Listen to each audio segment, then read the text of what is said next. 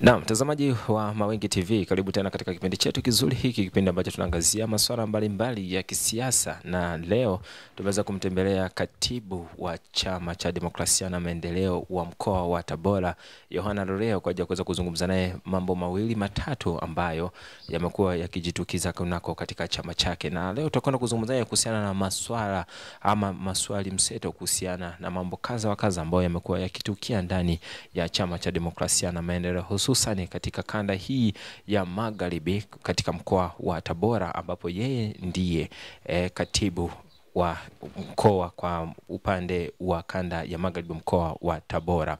Mr. Yohana, mambo yanakwendaje? Salama, habari yako? Njema kabisa. Naona afya iko njema kabisa. Namshukuru Mungu kwa kwetu endelea vizuri. Uzima upo. Jana tumemalizana masuala ya mpira au kwenye mpira kwenyewe haupo. Nataka kunikumbusha machungu sasa ya kukosa kombe. Machungu tena.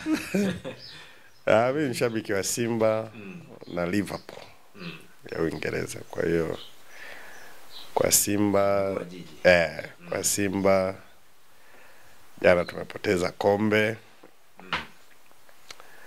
Lakini tunawapongeza vijana wetu kwa sababu ni hatua kubwa ambayo wamefika ya kuheshimisha taifa, na hakuna aliyetegemea kwamba watafika pale. Kwa wamefanya vizuri, na kwa miaka hii ya hivi karibuni finali hiyo ni ya kwanza kutoa ile mwaka 93. Kwa tuna uhakika kwa mara nyingi watakavyofika huko tutachukua kombe siku moja.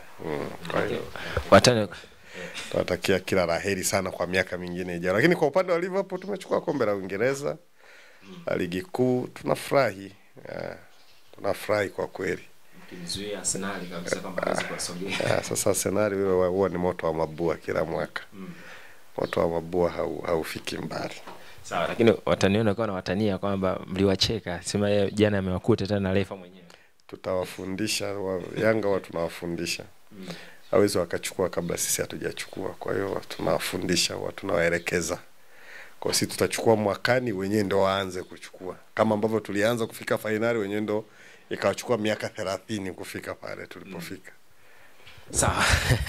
Bwana, turudi kunako masuala yetu ya kisiasa. Nadhani ni siku sasa takriban kama almost week sasa imepita na majuma yamepita. Toka kesi iweze kusikizwa ile siku ya tarehe 19. Tuweza kuona matukio kadha wa kadha yaliweza kutukia pale mahakamani ambayo yalimhusisha Tundu Antipas Lissu yeye mwenyewe. Tukianza na tukio lake alivyoonekana kuingia mahakamani kwa bashasha, akiingia na katiba huko akimtaja Jaji Warioba. Kwamba hii vipi kwa wanachadema pamoja na wananchi, ile bashasha aliyoonyesha mheshimiwa Tundu Antipas Lissu? Kwanza kabla tujaongelea bashasha mwenyekiti, tuongelee utulivu uliokuwepo mahakamani. Tarehe 19 imedhihirisha kwamba Chadema au wafuasi wa Chadema huwa sio watu wa fujo. Na kwamba wanaosababisha au ambao huwa wanaleta fujo huwa ni askari polisi, kuzuia watu kuzunguka au kutembea au kufika mahali ambapo hapajazuiliwa. Mwezi wa 4 ilipoletwa ile kesi, nafikiri kwa tarehe 24 kama kumbukumbu zangu ziko sawa sawa, watu walipigwa. Watu walikuwa pengine niite kwamba ilikuwa ni abductions. Kwa mtu anachukuliwa pale Kisutu, anatupwa Bagamoyo, anachukuliwa Kisutu, anatelekezwa sehemu nyingine. Na kosa lilikuwa ni wao kuhudhuria mahakamani. Hawakufanya fujo, hawakuwa na silaha, hawakumpiga mtu. Lakini tu kwa sababu tu mtu amevaa labda sare ya Chadema anaenda mahakamani pale, anachukuliwa, anatupwa, anapelekwa sehemu nyingine. Kwa hiyo sasa tarehe 19 kesi ilipoletwa tena imedhihirisha kwamba sisi au watu wetu hawaendi polisi na mahakamani pale kufanya fujo, kwamba utaratibu tu ukiwekwa vizuri, watu wakaenda, wanafika, wanasikiliza kesi kwa amani, kesi inaisha na wanarudi kwenye maeneo yao. Kwa hiyo ile piga huwa sio kwa sababu eti kuna taarifa za kiintelijensia wala nini. Huwa ni visingizio vya jeshi la polisi kutaka kuumiza watu ambao jeshi lina wajibu wa kuwalinda. Kwa upande wa hilo swali ulioniuliza la bashasha, kabla tujaenda kwenye bashasha turudi hapo, umelitaja jeshi la polisi. Hapa majuzi kati tumemsikia Askofu Josephat Gwajima akijaribu kuwapunguzia mzigo hizi tuhuma ambazo jeshi la polisi wamekuwa wakizipata, akisema kwamba huenda wakawa hawahusiki, ila kuna wanasiasa ambao tayari wameunda vikundi vyao wanaamua kuwatumia vibaya. Labda huenda na hiki ulichokizungumza kwamba jeshi la polisi limekuwa likifanya hiki na kile, na ukiangalia kwenye masharti walionao ni kuweza kulinda usalama wa raia na mali zao. Mimi mwenyewe sijasema kwamba jeshi la polisi linahusika na huo uharibifu kama ambavyo Gwajima hajasema. Lakini na mimi naomba nipite kwenye maneno ya Gwajima kwamba siamini kama uharibifu unafanyika afu wao hawajui. Mimi siamini. Kwa kama jeshi la polisi alijateka watu, siamini kama mtu anatekwa jeshi la polisi alijui. Mimi siamini kama Gwajima alivyosema amini. Sasa kama hatuamini, mimi na Gwajima sasa askofu hatuamini kama wao hawajui, maana yake kuna possibility kubwa kwamba wanajua fulani ametekwa, wanajua kuna utekaji umetokea mahali, hata kama hawakujua kabla ya utekaji, lakini baadaye watakuja kujua.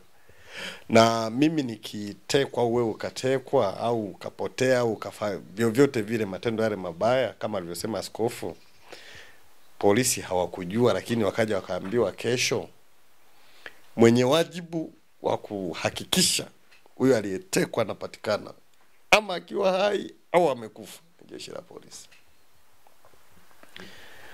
Na baada ya kumpata lina wajibu tena wa kuhakikisha waliofanya vile vitendo viovu wamewekwa nguvuni, wametiwa kwenye vyombo vya kisheria. Sasa kama matendo yanatokea alafu hatuoni hizo jitihada za hawa waovu kukamatwa, sisi tunachotengeneza ni mashaka tu kwa mamlaka zinazotulinda. Sisi tunatengeneza mashaka kwamba mzee Ali Kibao amefariki, kwa mfano, huo mfano aliotoa Gwajima, na mimi naurudia kwa maneno ya Gwajima, au Mduda ametekwa kama alivyosema Gwajima. Alafu tumekaa miezi kadhaa hakuna aliyepatikana, hakuna taarifa iliyotolewa.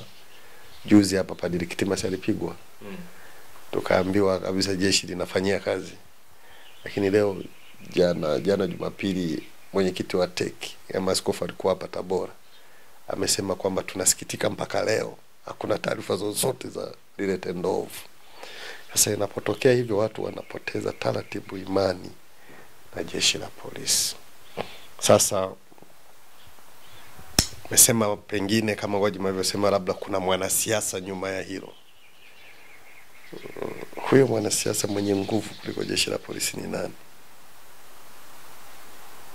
Na je, miongozo ya jeshi la polisi inawataka jeshi la polisi kwamba wakikuta kuna mwanasiasa nyuma yao, wenyewe wasubmit, waache kufanyia kazi yao? Kama yupo, basi tuna shida na jeshi letu la polisi. Lakini sheria inasema kwamba hakuna aliye juu ya sheria. Ndio maana nimekwambia kama yupo, maana yake tuna shida na jeshi letu la polisi. Kwa kama sheria inasema hakuna mtu aliyeko juu ya sheria na polisi ni watekelezaji wa sheria, alafu kuna mwanasiasa in Gwajima's voice, kuna mwanasiasa pengine ndio yuko nyuma ya hilo tukio, na polisi wakajua kwamba kuna mwanasiasa, afu na wenyewe wakasubmit, wakasema hatutalishughulikia kwa sababu kuna mwanasiasa, basi kama kweli hivyo, basi tutasema kuna shida ndani ya jeshi la polisi. Lakini kama wana nguvu ya kumshtaki, ya kumfungulia mashtaka mtu yoyote. Unajua jeshi la polisi ndio linaendesha mashtaka, sawa sawa.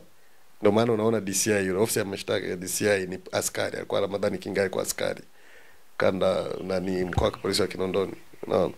Alafu anapandishwa na kuwa kiongozi wa mashtaka. Sasa kwa sababu wao ndo wana wajibu wa kufungua mashtaka, alafu akatokea mwanasiasa kama yupo, kama alivyoshauri askofu, alivyosema askofu, kama yupo ambaye yeye ana nguvu kuwazidi jeshi la polisi, basi jeshi la polisi hili kama yupo litakuwa halitufai. Kwa maana huyu mwanasiasa mwenye nguvu atatengeneza siku moja, atatoka siku moja, sio tu kudhibiti jeshi la polisi, kuna siku atatengeneza vikundi vya uovu na jeshi la polisi atakuwa na uwezo wa kumdhibiti. Sasa tutapokuwa na jeshi la polisi kama kweli liko la namna hiyo, basi litakuwa halitufai. Sawa, haya turudi kwenye swala letu la Tundu Antipas Lissu, namna alivyoonekana akiingia